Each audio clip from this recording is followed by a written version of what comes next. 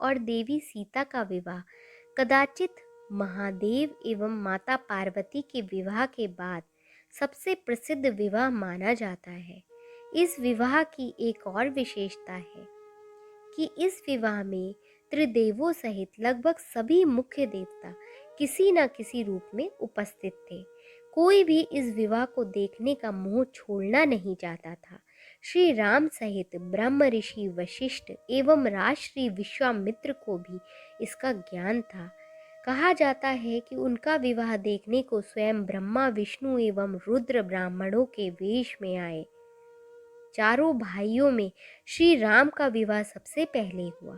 विवाह का मंत्रोच्चार चल रहा था और उसी बीच कन्या के भाई द्वारा की जाने वाली विधि आई। इस विधि में कन्या का भाई कन्या के आगे आगे चलते हुए लावे का छिड़काव करता है। उत्तर भारत विशेषकर बिहार एवं उत्तर प्रदेश में आज भी ये प्रथा देखने को मिलती है।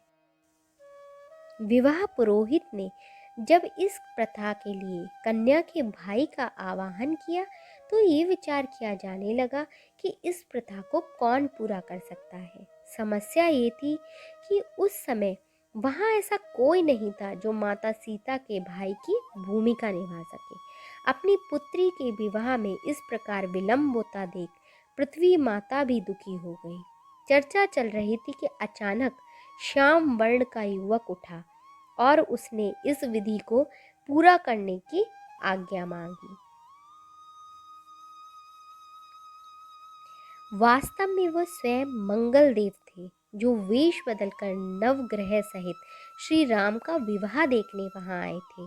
देवी सीता का जन्म पृथ्वी से हुआ था और मंगल भी पृथ्वी के पुत्र थे। इस नाते वे देवी सीता के भाई भी लगते थे। इसी कारण पृथ्वी माता के संकेत से वे इस विधि को पूर्ण करने के लिए आगे आए।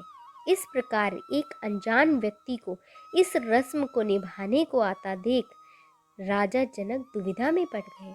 जिस व्यक्ति के कुल गोत्र और परिवार का कुछ पता ना हो उसे वे कैसे अपनी पुत्री के भाई के रूप में स्वीकार कर सकते हैं।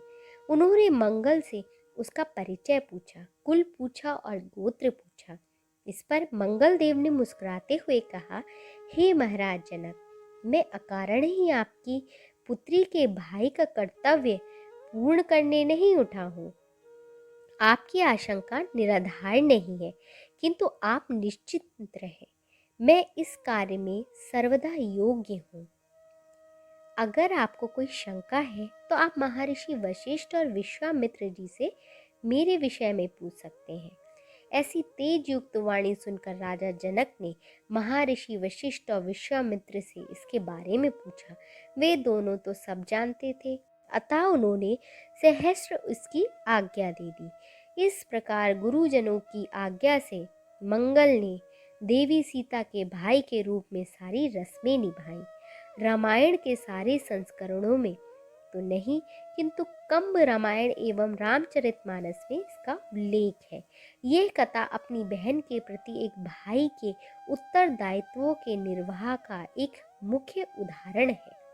जय श्री राम।